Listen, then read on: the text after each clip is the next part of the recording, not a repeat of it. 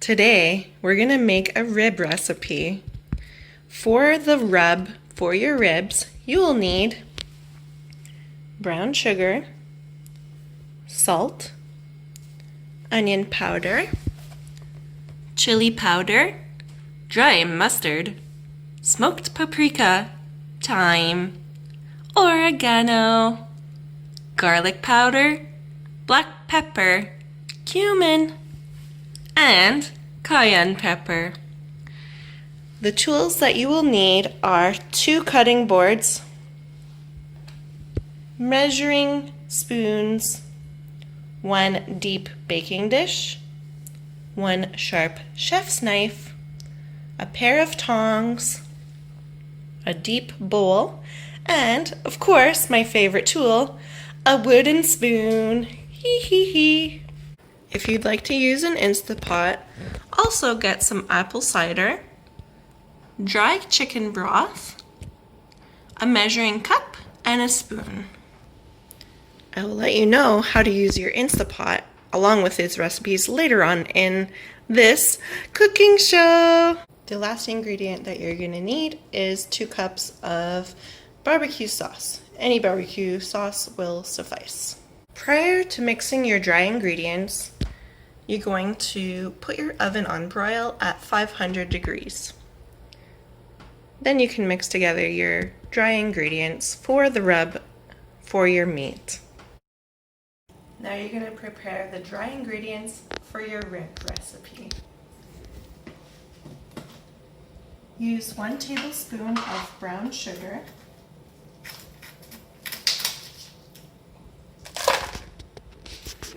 get a little bit of extra if your brown sugar is dry like mine.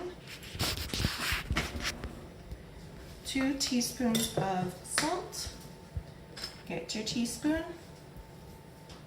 1 teaspoon, 2 teaspoons,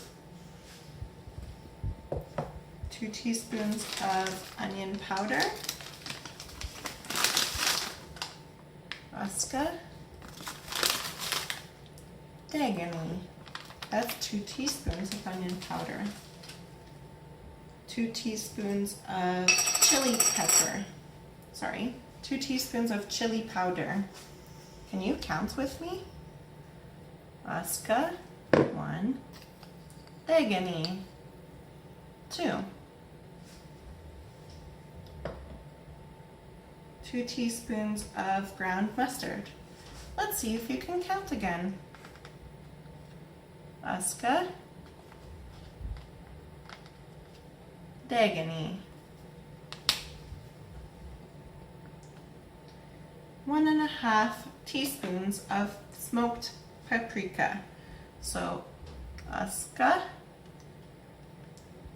and I don't know how to say half in Mohawk, so use 1/2 teaspoon.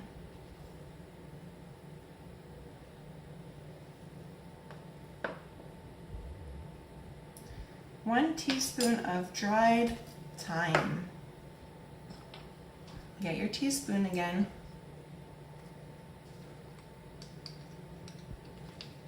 Aska. Oregano. 1 teaspoon of oregano.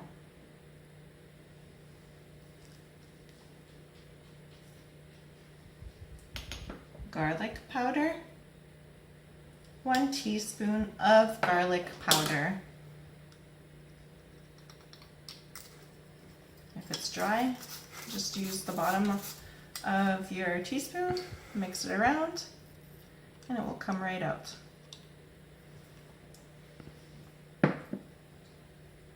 1 teaspoon of black pepper. Ooh, oopsie. Well, this will be really peppery, but that's okay.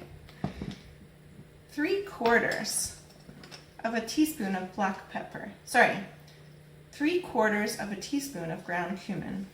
So you're going to use 3 times this measuring spoon. Can we count to 3? Aska, Dagany, asa. That's 3/4 of a teaspoon. Last but not least, you're going to use 1/2 teaspoon of cayenne pepper. There we go. Get your wooden spoon and mix it all together. Then we're going to want to even it out on the bottom of our bowl. What I did was rinsed my meat, and now what I'm going to do is use some paper towel to pat my meat off. I rinsed it to get all the excess blood off of the meat prior to patting my meat off with paper towel. Turn your meat around to the other side, and you will see a very clear membrane here on the meat. You will want to take this membrane off with a knife. So get your sharp chef's knife and take it completely off of every single rib.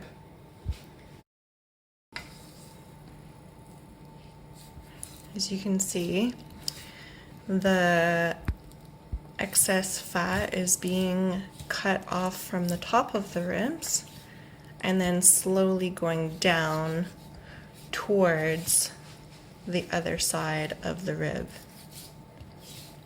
This looks very simple to do. Make sure you have a very, very sharp knife in order to complete this step. Look at that fat coming right off. As you can see here, most of the fat has been taken off. If you do actually happen to have some fat left over, that's completely okay. It tastes really good when you're eating it. What we're gonna do is take our meat and put it inside of our dry spice rub. You're gonna put the meaty side down first and get all of the ribs saturated in your spices.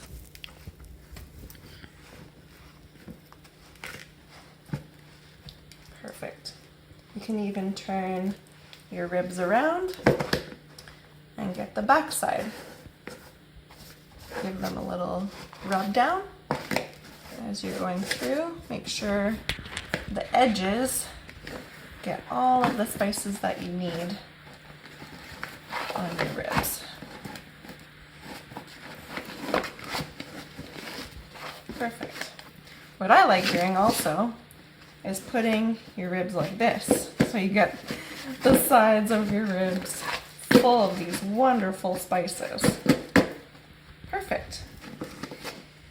Now what you're gonna do is add your ribs inside of your deep baking dish, just like so.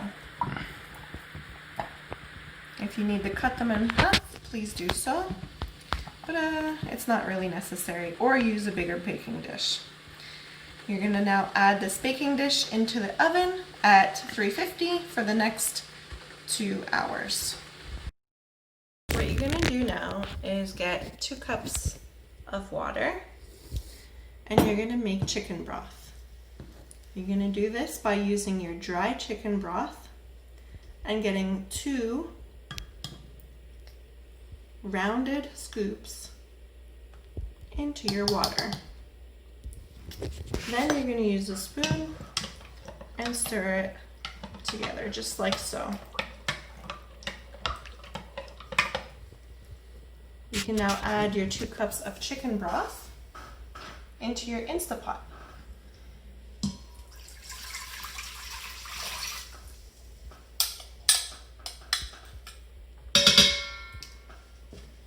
The next step and ingredients that you're going to use inside of your Instapot is 1.5 cups of apple cider vinegar.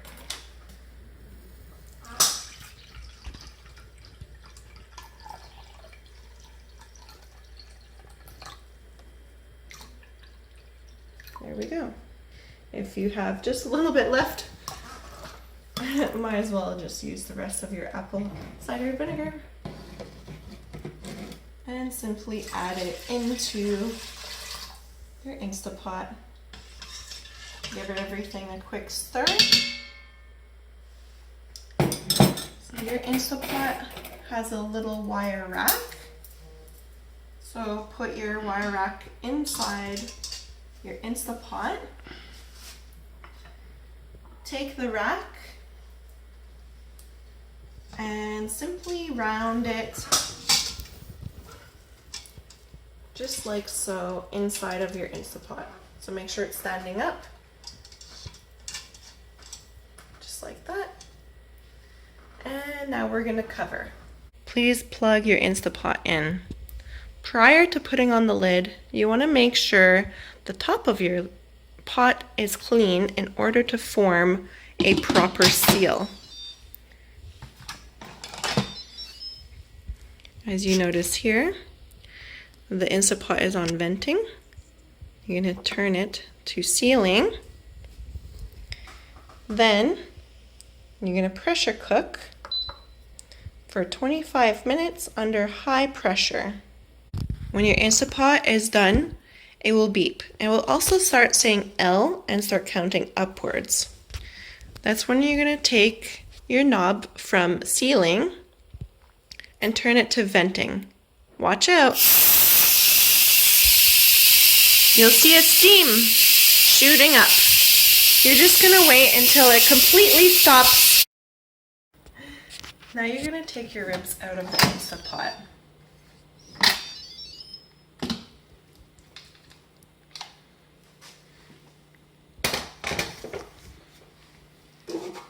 Grab your tongs.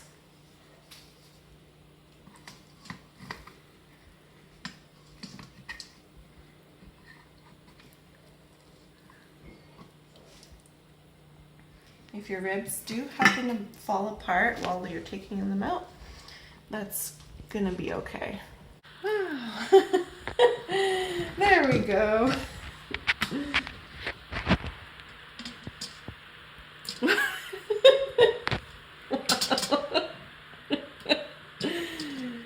Okay.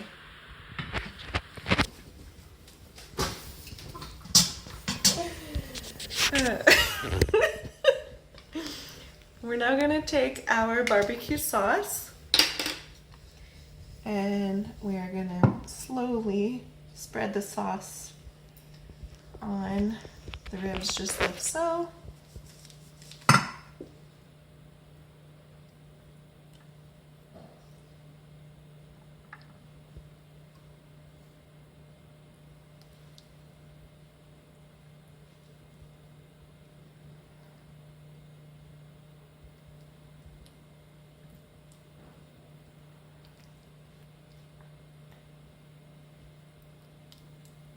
You are now going to place your baking dish into your oven.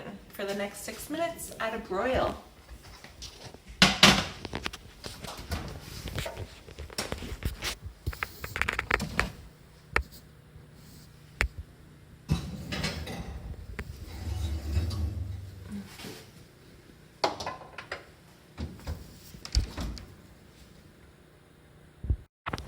Your 6 minutes has surpassed. You're now going to take this out of the oven.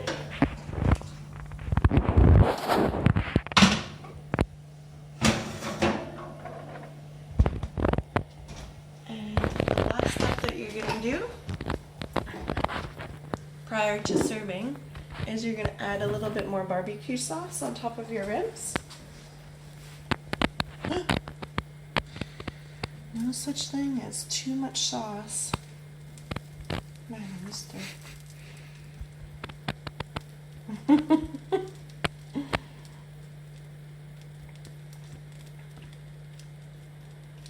And your ribs are now ready to serve.